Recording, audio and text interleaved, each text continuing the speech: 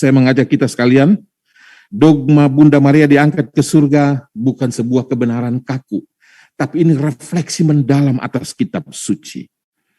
Dan ini sebuah kebenaran mengenai janji masa depan kita semua. Kita selalu mengucapkan credo, setelah ini kita ucapkan credo. Prinsip yang terakhir seringkali tanpa sadar kita ucapkan. Aku percayakan kebangkitan badan dan kehidupan kekal. Ini nih, hari ini terkuat sebenarnya. Undangan bagi kita, ajakan bagi kita untuk memahami kebangkitan badan. Dalam nama Bapa dan Putra dan Roh Kudus. Amin. Rahmat Tuhan kita Yesus Kristus, cinta kasih Allah, dan persekutuan Roh Kudus bersamamu. Dan bersama rohmu.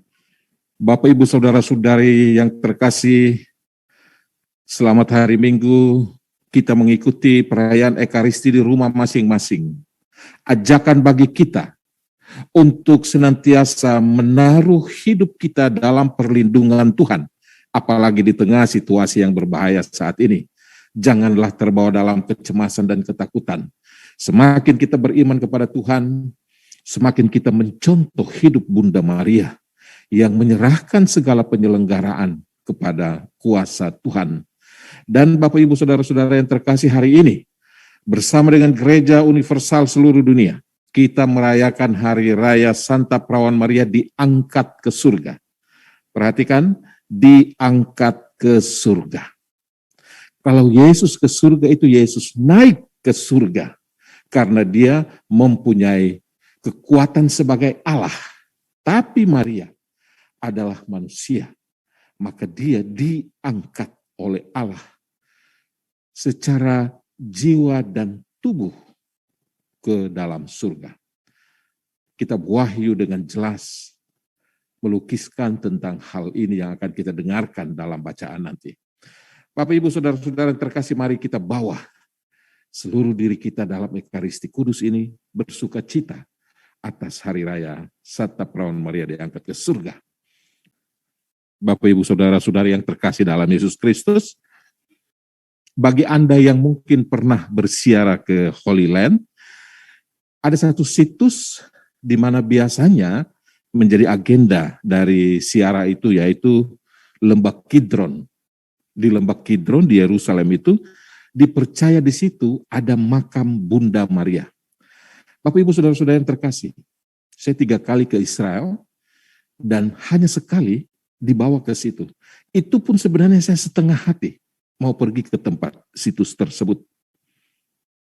Karena apa artinya kubur bagi Maria?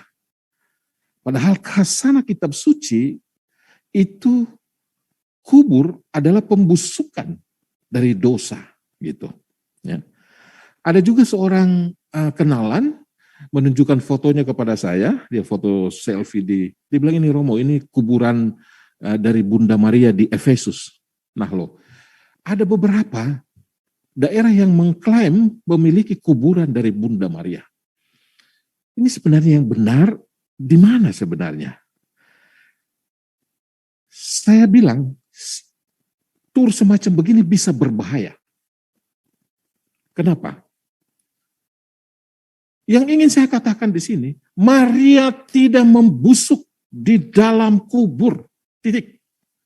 Karena ia diangkat ke surga dengan jiwa dan badannya, raganya, tubuhnya. Ini sebuah dogma, dan ini ditetapkan oleh Paus Pius XII tahun 1950.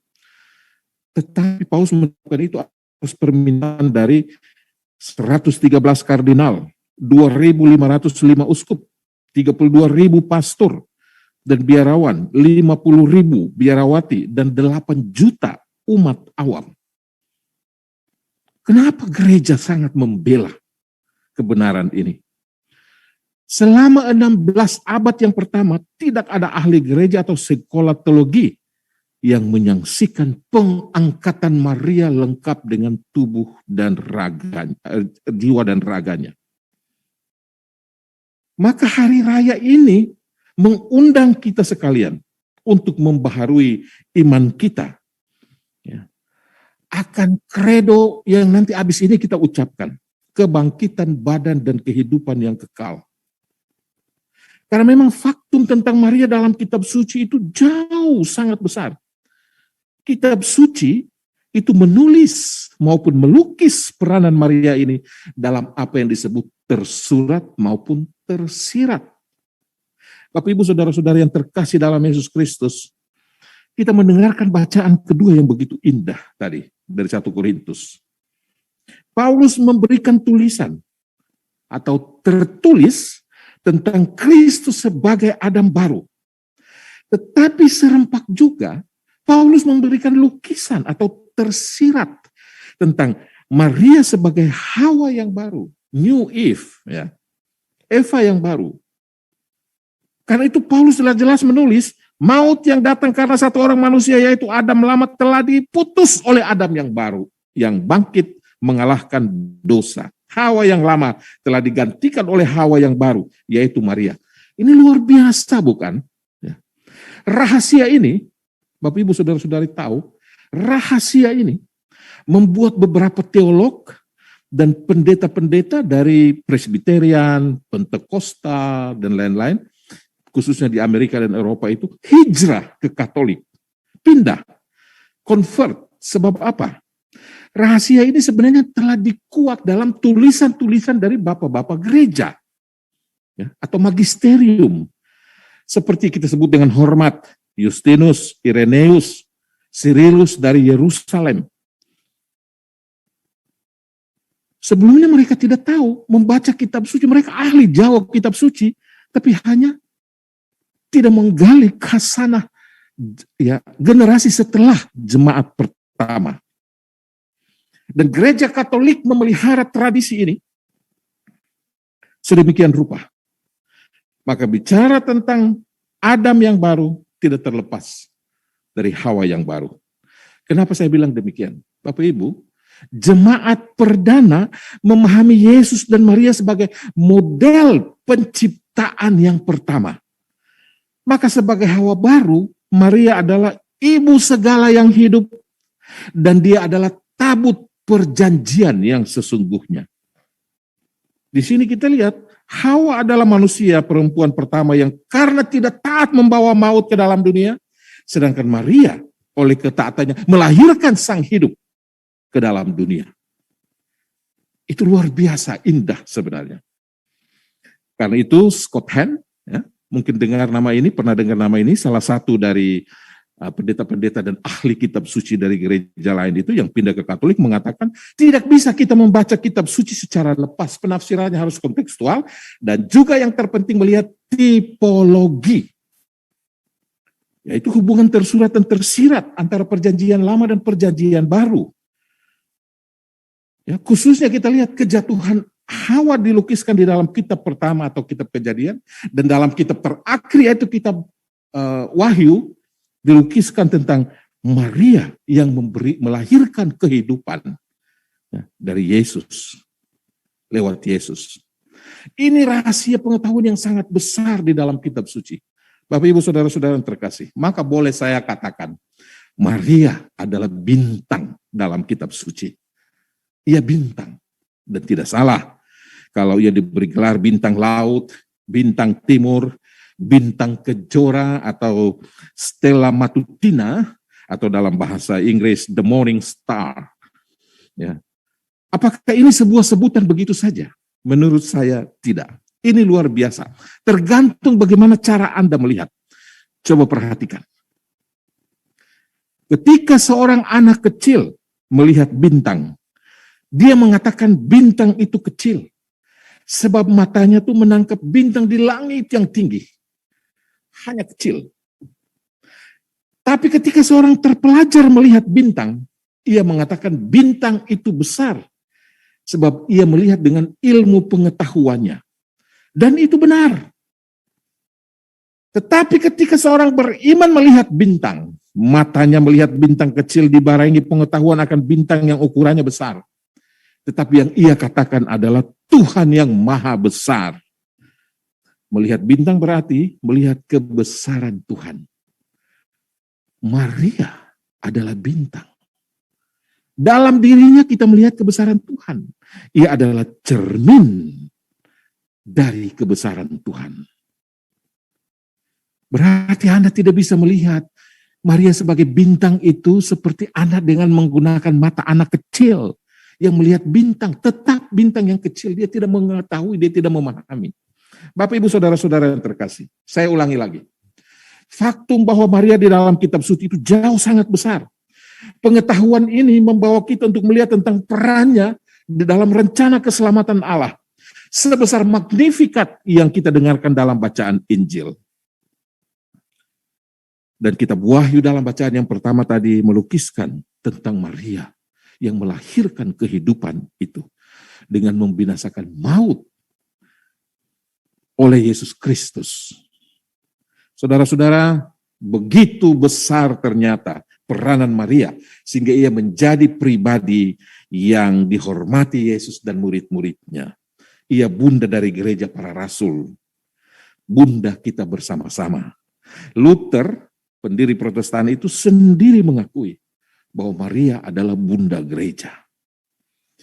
Dalam mata iman, sekali lagi, melihat Maria sebagai bintang berarti kita melihat dengan mata iman, kebesaran Maria adalah kebesaran yang dipersembahkan kepada Allah seperti kidung yang dia senandungkan. Jiwaku memuliakan Tuhan dan hatiku bergembira karena Yang Maha Kuasa telah melakukan perbuatan besar kepadaku.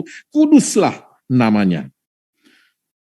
Kita percaya bahwa semua orang yang benar akan masuk surga rohani dan jasmani, jiwa dan raganya. Dengan kata lain, tubuh dan jiwa kita akan sama-sama dimasukkan ke surga mengikuti Yesus yang dibangkitkan. Apakah Anda masih tidak percaya bahwa Maria diangkat ke surga dengan tubuh dan raga? Ingatlah fakta kitab suci lain di dalam Perjanjian Lama ya menyebutkan dua pribadi yang naik ke surga dengan dua orang yang naik ke surga dengan tubuh dan jiwanya adalah Henok dalam Kejadian bab 5 ayat 24 dan Elia naik ke surga dengan tubuh dan jiwanya. 2 Raja-Raja 2 ayat 1. Nah, ini fakta kitab suci. Maka akhirnya saya mengajak kita sekalian, dogma Bunda Maria diangkat ke surga bukan sebuah kebenaran kaku, tapi ini refleksi mendalam atas kitab suci. Dan ini sebuah kebenaran mengenai janji masa depan kita semua. Kita selalu mengucapkan credo, setelah ini kita ucapkan credo. Prinsip yang terakhir seringkali tanpa sadar kita ucapkan. Aku percayakan kebangkitan badan dan kehidupan kekal. Ini nih, hari ini terkuat sebenarnya. Undangan bagi kita, ajakan bagi kita untuk memahami kebangkitan badan. Pada masa ini, dogma mengenai pemulihan tubuh dan jiwa Maria menjadi sebuah ungkapan untuk melawan kultur ketika zaman sekarang orang tidak menghargai darah dan daging. Begitu banyak pembunuhan dan perkosaan terhadap hak-hak asasi manusia. Masa COVID ini membuat kita seolah-olah merasa bahwa tubuh kita itu sangat rentan, lemah, dan tidak berdaya. Ingat, lihatlah Maria sebagai bintang, tapi dengan menggunakan mata iman, jangan mata anak kecil. Allah menghargai tubuh kita. Dan dengan memuliakannya lewat kebangkitan, bahkan kematian tidak menghancurkan tubuh itu. Karena kita dibangkitkan yang namanya glorious body. Marilah kita bermagnifikat bersama Maria, menyanyikan kegembiraan hati karena Allah telah menyelamatkanku, melakukan perbuatan-perbuatan besar kepadaku, jiwaku memuliakan Tuhan, pujilah namanya. Semoga demikian. Amin. Saudara-saudara yang terkasih, mari kita mengakhiri perayaan Ekaristi dengan mohon berkat Tuhan. Semoga hari-hari yang akan datang kita lewati dalam perlindungan dan penjagaan Tuhan. Doa-doa kita disampaikan oleh Bunda Maria kepada putranya. Tuhan sertamu. Dan sertamu juga. Semoga saudara-saudari sekalian diberkati oleh Allah yang Maha Kuasa, Bapa, Putra, dan Roh Kudus. Amin. Dengan ini perayaan Ekaristi kita di Hari Raya Santa Perawan Maria diangkat ke surga sudah selesai. Syukur kepada Allah. Marilah pergi kita diutus.